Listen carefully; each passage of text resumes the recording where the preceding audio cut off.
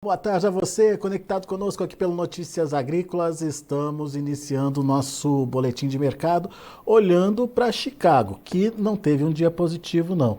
Depois de uma movimentação até interessante aí nos últimos dias, levando a soja para esse patamar aí em torno dos 13,50 lá na Bolsa de Chicago para os principais vencimentos, hoje foi dia de devolver um pouquinho desses últimos ganhos, quedas de 14 até 17, quase 18 pontos nos principais vencimentos, mas ainda assim a soja está ali firme acima do patamar dos 13 dólares por bushel.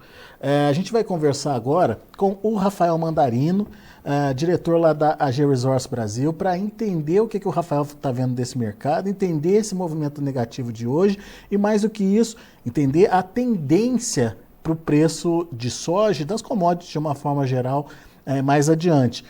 O Rafael, já adianto para vocês, tem boas perspectivas para os preços e a gente vai conversar com ele sobre isso também. Seja bem-vindo, viu, Rafael? Obrigado por nos ajudar a entender um pouquinho mais do mercado. Vamos começar com esse movimento em Chicago, esse movimento negativo hoje. Teve fatores para isso, Rafael? E como é que a gente tem que encarar esse movimento? É uma mudança de tendência aí à vista? Tem alguma coisa que a gente precisa ficar atento daqui para frente? Seja bem-vindo, meu amigo. Obrigado, meu amigo. Mais uma vez é sempre uma honra estar aqui com vocês. Satisfação, obviamente, também estar falando, né, num dia onde o produtor está ávido por alguma informação para que ele possa efetivamente entender esses movimentos, né? Então, nosso trabalho é justamente trazer essa visão e a nossa visão é justamente de que nós estamos num patamar de preço e de oscilação, né, ou volatilidade desde maio. Essa é a palavra da vez. Toda vez que a gente participa com vocês ou participa em outras casas, é sempre a mesma questão. A volatilidade ela vai estar presente, sim, tá? Então, nós temos um mercado em dificuldade, né, basicamente, né, com milho caindo para mínimas de vários anos, enquanto a gente viu também o trigo uh, pouco acima da mínima, por exemplo, de maio, né? E a gente veio vendo algumas quedas, né, no primeiro semestre do ano e uma queda, obviamente, de 45% em relação ao ano anterior. No trigo, essa foi a maior mudança de preço em um ano desde 2009 e a segunda maior desde 1980. Eu acho que vale a pena a gente colocar de que há uma indefinição em relação à disponibilidade de um trigo russo, a efetiva saída dele, o conflito, alguns riscos iminentes, né? E da mesma forma a gente vem vendo um interessezinho em aberto no trigo crescendo um pouco, mas a gente olha para o mercado como um todo e olhando também nessa mesma matriz, olhando para o lado do milho, a gente está vendo uma exportação aqui pelo Brasil, hemisfério sul, questionando também produções de trigo na Austrália, na Argentina. Eu sei que ainda tem chuva que pode acontecer e salvar alguma coisa, está cedo, mas as projeções, por enquanto, vão ser foco de atenção a partir de setembro em diante, aí pensando basicamente até dezembro. Então, nós temos uma exportação Brasil que praticamente já atendeu 44% do projetado do que o USDA estava trazendo para, né, esse último relatório deles, nos 56 milhões. Lembrando que a gente estava com o julho basicamente iniciando a sazonalidade, um momento concentrado nessa nossa exportação. Então, de novo, nós vemos a cotação do milho Brasil, tá? Basicamente até novembro, numa faixa de 212 a 225 dólares a tonelada, comparado a 280, 325 dólares a tonelada durante setembro a dezembro de 2022 e as cotações de 250, 280 dólares a tonelada em 2021, o milho obviamente não está caro aqui, tá? E somado a uma outra perspectiva de que desde que a gente viu, né, os preços, né, de alta, do ciclo de alta do milho, em função de várias perdas e outros fatores que nós tivemos no meio desses últimos anos, né? A gente vem vendo os principais importadores de milho reduzindo os seus estoques também, tá? Então, eles têm construído um estoque menor, tá? E, obviamente, isso pode ser um dos pontos que pode fazer com que, em função da necessidade de aceleração, diante de mais reduções, mais aperto, né? E, obviamente, também uma demanda maior que pode ser observada no hemisfério norte, isso pode fazer com que a gente veja, principalmente focado nos Estados Unidos e tentando manter uma parcela desse milho interno, lembrando que a gente tem um horizonte, uma projeção de que para o ano que vem os Estados Unidos vá trocar um pouco dessa área de milho para a área de soja. Tem uma construção de demanda dentro dos Estados Unidos que pode dar espaço também para esse milho sofrer um pouco mais de demanda doméstica e manter um pouco mais ali. Então, de novo, nós estamos bem no meio daquele calor que vinha se projetando para o final de agosto, tá? Alguma temperatura um pouco mais baixa nesse final de semana, mas não colocando chuvas. Basicamente até o início de setembro, ali meados de 5 de setembro, a gente deve continuar vendo uma zona de alta pressão, mantendo realmente, né, um calor e falta de chuvas nas planícies, tá? No cinturão agrícola e ao mesmo tempo também ali no delta americano. Então, de uma forma geral, esse calor ele vai continuar acelerando a maturação, encerrando, né, a colocação de peso final, a maturação vai ser acelerada e a gente pode ver uma diminuição. Você vê que estamos com o Crop Tour do ProFarmer, né? E fizemos o nosso também, né, semana passada, e os resultados são resultados que trabalham números condizente com o que o USDA está vendo hoje, mais pressionante, para a soja principalmente, que eu não posso perder mais nada dessa soja, porque se eu perder mais meio bushel, o quadro de oferta e demanda praticamente ele não se sustenta. E no caso do milho em si, nós estamos trabalhando com 173 bushels por acre como uma possibilidade, tá? Então, de novo, nós vemos sim, né, um mercado de que, por mais que, por enquanto, né, o dólar no indicador DXY, apesar que o dólar aqui caiu, ganhou um pouco de força, né? Os volumes permanecem mornos, principalmente pensando na perspectiva do consumo, né, ou a aquisição de matérias-primas. Então, a gente entende que a colheita chegando por lá, o pessoal esperando a boca da colhedeira para confirmar essas produtividades, segurou um pouco mais de compras e vai segurar até basicamente até o final do mês. Final de mês que está com calor e que vai questionar essas produtividades. E a gente entende que há sim um grande comércio de soja e de trigo que vai acontecer da agora para frente, e da mesma forma uma recuperação de demanda desse milho. Você vê que uma Secex traz uma importação de milho meio que semelhante para essa semana em relação à semana anterior, do ano anterior, né? Mas a gente entende que a gente tem um setembro, né, que tem muito de um line-up que está na porta do Brasil a ser carregado para esse setembro. Esse setembro, obviamente, pode trabalhar números, né, maiores e pode fazer com que a gente veja algumas correções de preço acontecer.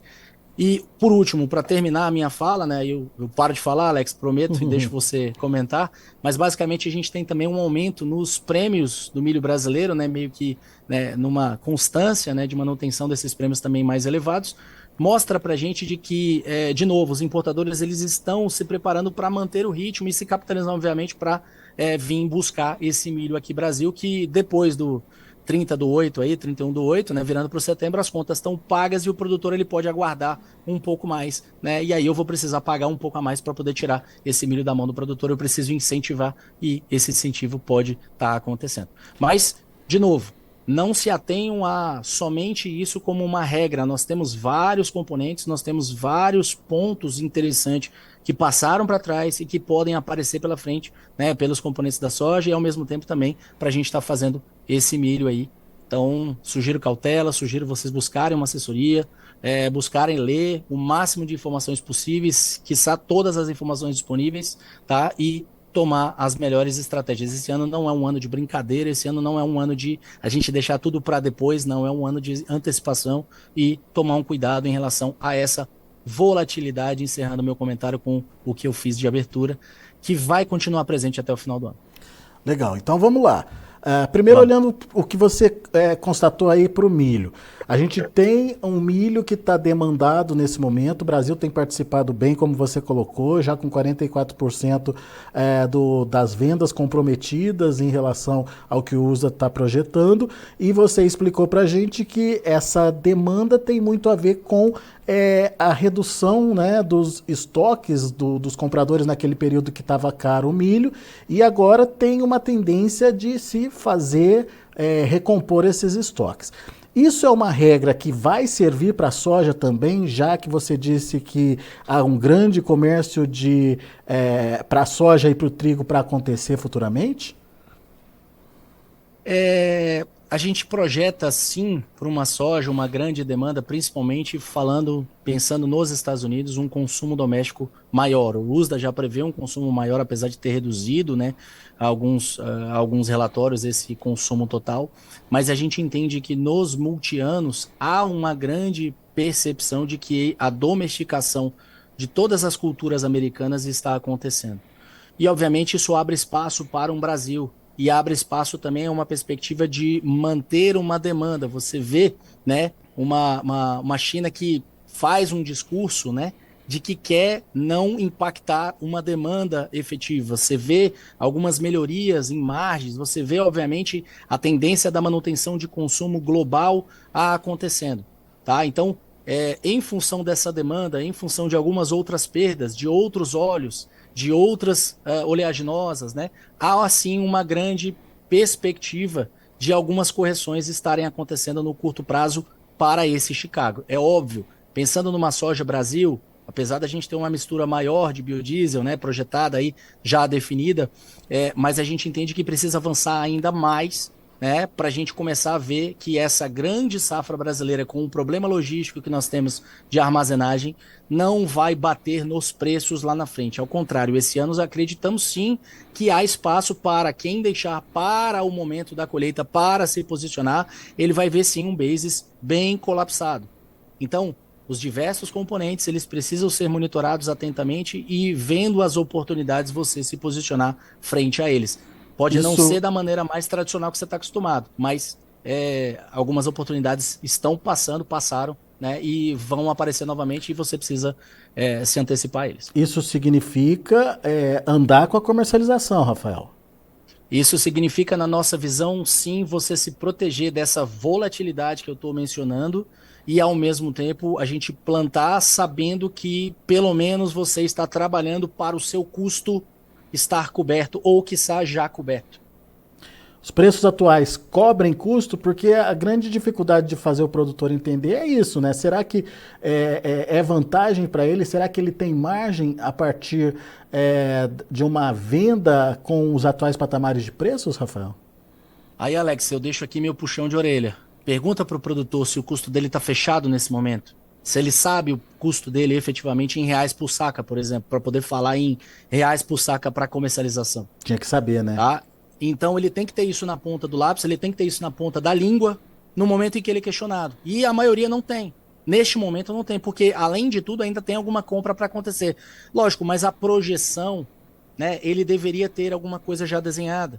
No multiano, no histórico, na média, na ideia de relação de troca, e aí ele fazer essa compilação em relação aos preços que ele está tendo hoje na região dele para conseguir chegar em reais por saca.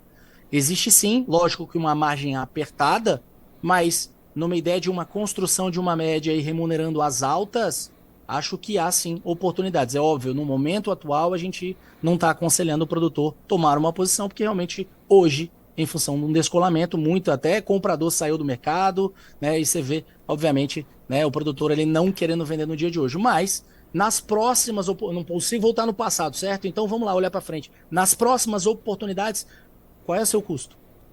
Fecha ele. Aí você consegue fazer conta e falar se é bom, se não é, e se paga a conta ou não paga a conta. Então fica aqui o dever de casa. Muito bom. Agora, você falou também de uma boa perspectiva para os preços. O que você quer dizer com isso? Os preços vão subir? Quando que isso acontece? E assim, como é que a gente pode entender essa perspectiva, Rafael? Apesar de você adorar um preço, se eu trouxer um preço em reais por saca, eu não estou falando do nosso país continental de uma maneira única, né? E eu sei que você tem um sinal espalhado pelo Brasil como um todo. Então, tomando um pouco de cuidado nessa afirmativa, existem oportunidades, eu vou trocar o preço por oportunidades pela frente, e a gente entende que existe a possibilidade da gente estar vendo, sim, a recuperação de alguns dos componentes e uma parte desses preços. Pensando, por exemplo, no milho Brasil, em função de uma demanda, se ela vier maior do que, por exemplo, uma Conab está prevendo, do que um consenso de mercado está vendo, se vier próximo do que o USDA está trazendo, não é um consenso 56 milhões de toneladas. né? Hoje você tem uma Conab que está trabalhando um pouco acima desses 50 milhões e ainda se questionando em relação ao tamanho da safra Brasil. Então, mesmo com uma grande safra, o prêmio se mantém elevado, mostra para mim que o apetite é grande. E não é só pela função de um aperto nos estoques, porque há uma projeção deles continuarem consumindo esses estoques. E sim pelo fato de que a gente tem basicamente hoje como milho disponível no mundo, vai ser Brasil e a Argentina já foi, acabou, né? O programa de, apesar de que está esticado, mas a gente teve uma explosão de uma inflação, né? E as cotações sofreram ali um desajuste em função do que estava sendo projetado, mas o programa foi cumprido. Então, o milho argentino, vou dizer que acabou, entre aspas, não me leva a mal, tá? E a gente olhando agora é olhar para a safra norte-americana. Olhar para os Estados Unidos e efetivamente tentar entender qual vai ser o número de produção por lá. Com essa perspectiva de um aperto nas produtividades, se existir e vier para próximo do que a gente está vendo, apesar de não ser um desastre, mas é um aperto na matriz global no quadro de oferta e demanda.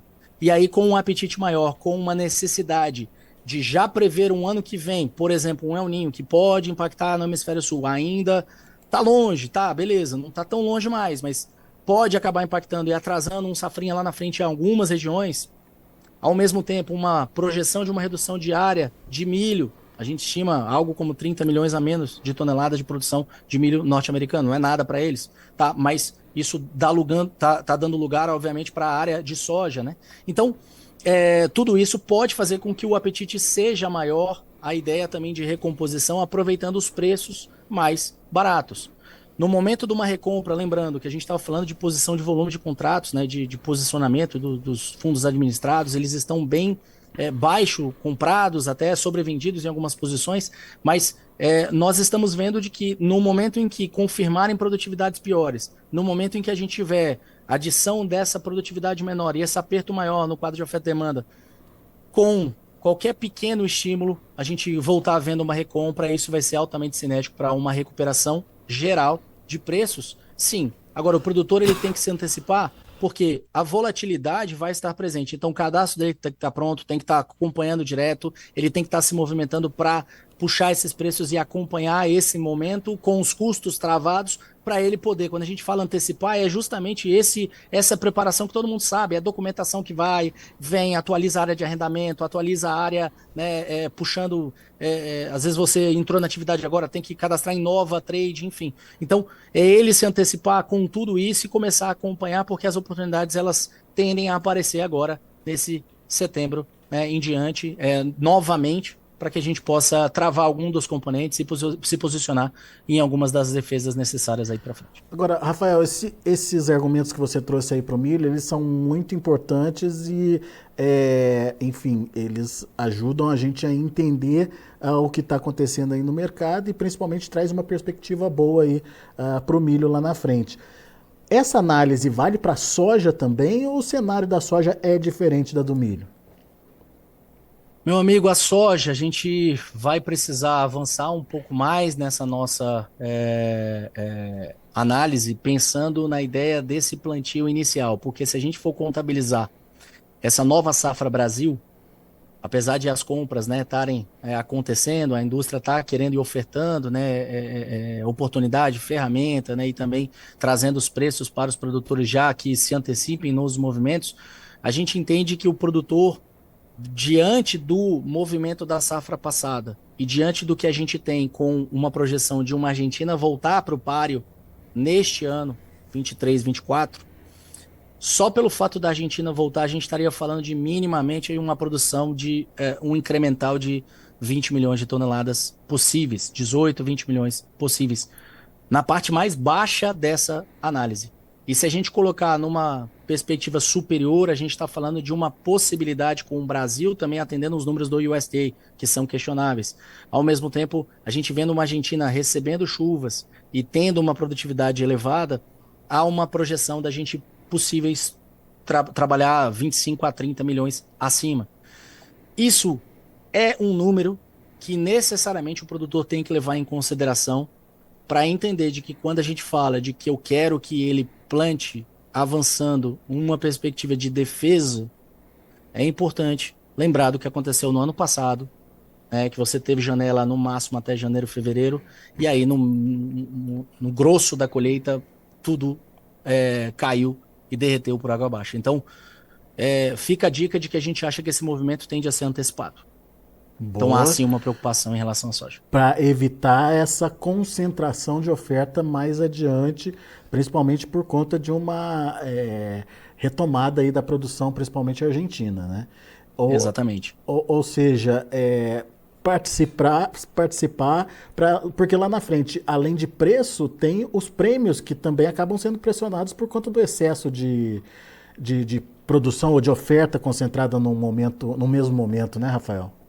Com certeza. E a produção ela cresceu muito mais rápido do que a capacidade de armazenagem para que a gente pudesse diluir esse efeito e vai continuar crescendo mais lenta dependendo dessa oportunidade maior para o Brasil entregar mais soja para o restante do mundo, caso a gente veja uma maior domesticação dessa soja americana acontecendo, como já vem se projetando e vem acontecendo efetivamente. Então, fica assim a preocupação de que uma safra igual deste ano em tamanho seria a menor das projeções que teremos para esse mercado no momento atual. É óbvio, tudo pode mudar lá na frente, algum atraso pode acontecer, chuva em excesso. Para quem está no sul do Brasil sabe que não entra nem de bicicleta perto nas estradas, né? Dependendo da quantidade de chuva. Se esse El Niño se configurar com muito excesso de chuva, pode atrapalhar algum operacional, algum manejo, né? Então, tem muita coisa que está no radar, tem que ser observada e, obviamente, um atraso que possa acontecer pensando em Mato Grosso, Bahia, Goiás, tá? Isso pode ser algo como um catalisador momentâneo para a gente conseguir ver uma melhor oportunidade de preço e o mercado vai precificar isso diante da volatilidade. Tudo está fazendo sentido hoje e tudo vai ser tradeado, né? E obviamente vai fazer frente a esses preços, tanto para cima quanto para baixo. A oscilação ela não vai passar. É só Perceba que uma, a taquicardia ela vai continuar é e só a uma, gente vai ter que se lidar com isso. é só uma questão de ajuste ao que está acontecendo no mercado naquele momento, né? Exatamente. Então, hoje, né, te dando um pouco mais direto, a nossa perspectiva a volatilidade ela não vai acabar, o produtor ele não pode ficar preso só nisso, e ele tem que pensar qual é o custo dele, efetivamente fechar esse custo, e aí já coloque renda familiar, cuja oportunidade, já faça a remuneração da terra, por favor, faça o trabalho como precisa ser feito, e aí você efetivamente tem na sua mão, né, algo como palpável para você se defender desse mercado. Defenda-se desse mercado. Este é um ano que eu chamo de manutenção do que você conseguiu para trás nesses últimos anos de rentabilidade superior. Agora, se o milho tem uma boa perspectiva de preços, dá para dizer o mesmo da soja?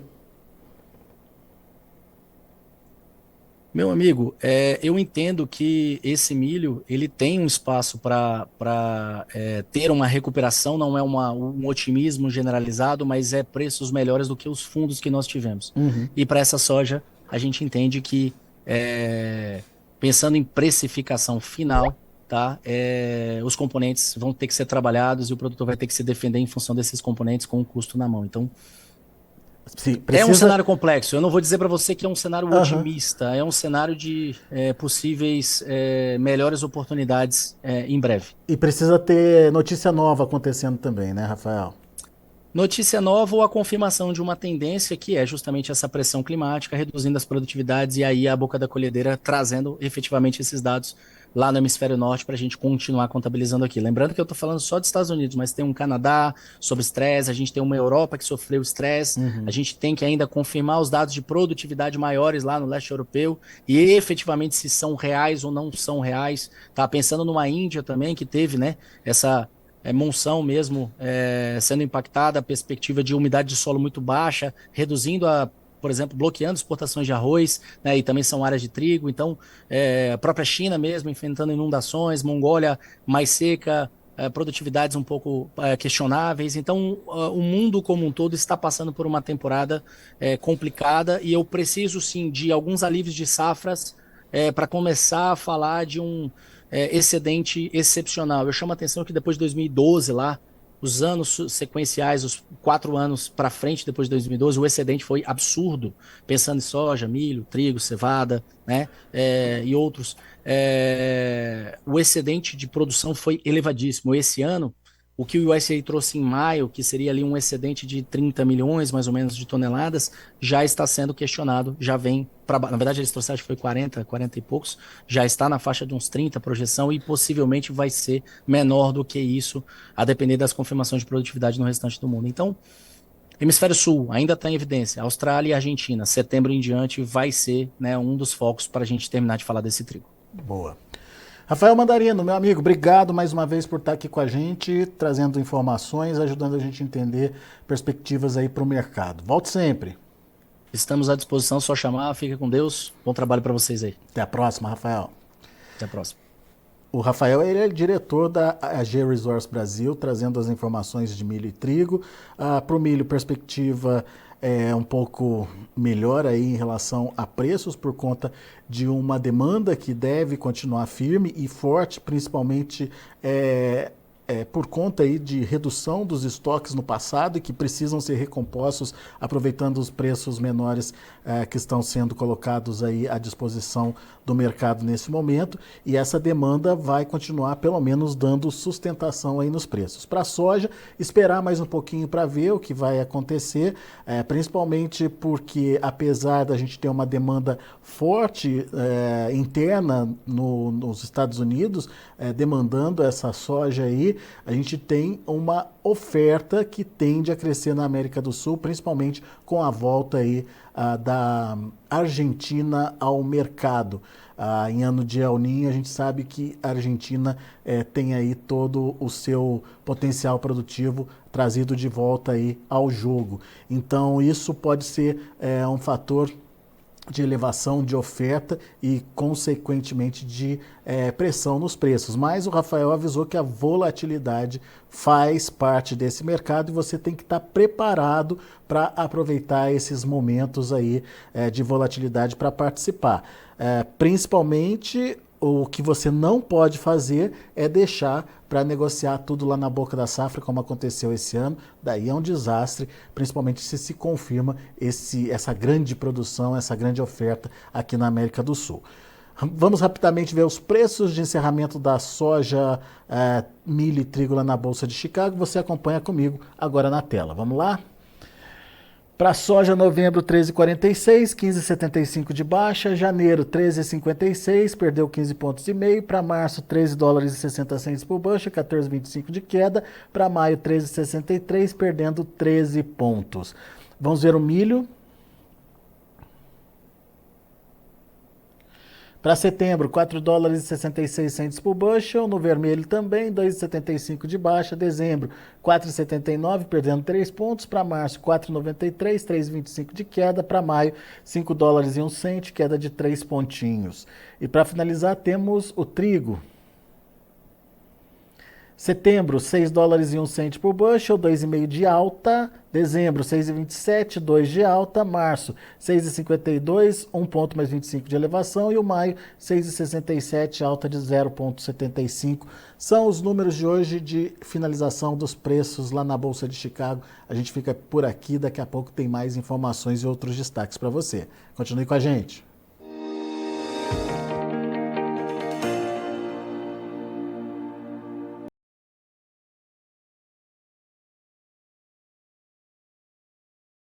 Participe das nossas mídias sociais, no Facebook, Notícias Agrícolas, no Instagram, @Notícias Agrícolas e em nosso Twitter, @Noteagri. E para assistir todos os vídeos, se inscreva no YouTube, na Twitch, no Notícias Agrícolas Oficial.